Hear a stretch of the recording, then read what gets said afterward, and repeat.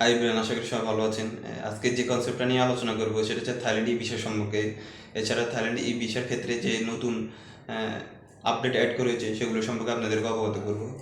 আমরা সবাই জানি যে থাইল্যান্ড হচ্ছে দক্ষিণ পূর্ব এশিয়ার এক চমৎকার বিস্ময়কর গন্তব্য। প্রাণবন্ত শহর থেকে শুরু করে ঐতিহাসিক শহর, এছাড়া সাদা বালির সৈকত, লোভনীয় খাওয়ার অনেকগুলো থাইল্যান্ডে যেগুলো অ্যাট্রাকশন করে মানুষদের।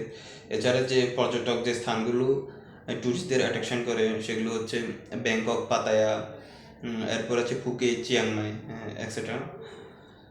থাইল্যান্ডে 2025 সালে জানুয়ারি মাস থেকে বাংলাদেশের জন্য থাইল্যান্ড এই ভিসা চালু হয়েছে, যেটা আপনি ঘরে বসে আবেদন করতে পারবেন।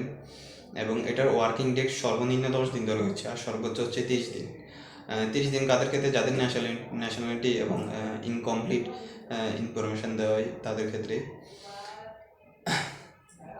আর থাইল্যান্ডের 2025 সালে মে মাসে নতুন একটা অ্যাড করেছে, সেটা হচ্ছে আপনার টিডিএসি, যেটাকে বলা হচ্ছে থাইল্যান্ড ডিজিটাল অ্যারাইভিং কার্ড, যেটা আপনি ভ্রমণের 3 দিন আগে আপনাকে অনলাইনে অ্যাপ্লিকেশন করতে হবে এটার জন্য। থাইল্যান্ডের এই ভিসা অ্যাপ্লিকেশনটা, ভিসা প্রসেসিংটা আরও ইজি করে দিয়েছে। থাইল্যান্ড ট্যুরিস্ট ভিসা সিঙ্গেল এন্ট্রির ক্ষেত্রে সর্বোচ্চ মেয়াদ থাকে 90 দিন। আপনি ওইখানে ওই ভিসার মেয়াদ 90 দিন থাকে, ওইখানে আপনি 60 দিন পর্যন্ত স্টে করতে পারবেন, যেটা একজন সাধারণ পর্যটকের জন্য খুবই একটা গুরুত্বপূর্ণ।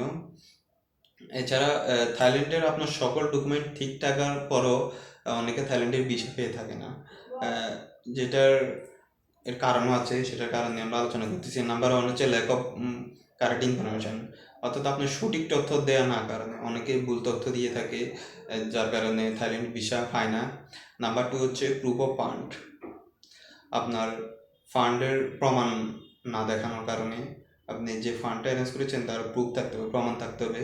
নাম্বার 3 হচ্ছে ব্যাংক স্টেটমেন্ট, অর্থাৎ যেখানে আপনার প্রতি মাসে ট্রানজ্যাকশন থাকতে হবে, যে ব্যাংক স্টেটমেন্ট দেবেন সেখানে প্রতি মাসে আপনার লেনদেন থাকতে হবে। নাম্বার 4 হচ্ছে ল্যাক অফ কমিউনিকেশান, যখন আপনাকে প্রশ্ন করা হয় ওইখানে এম্বাসি থেকে, যখন আপনার ইন্টারভিউ নেওয়া হয়, আপনি যদি প্রপার প্রশ্নের উত্তর না দিতে পারেন তাহলে আপনাকে থাইল্যান্ডের ই ভিসা দিবে না।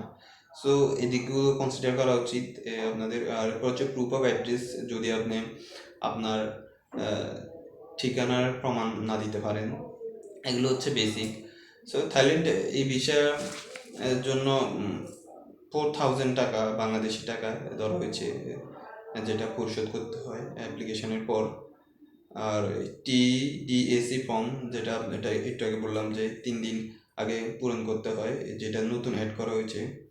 সো থাইল্যান্ডের যার জন্য এই দিকগুলো খুবই গুরুত্বপূর্ণ, এগুলো আপনারা কনসিডার করবেন। ওকে, ধন্যবাদ।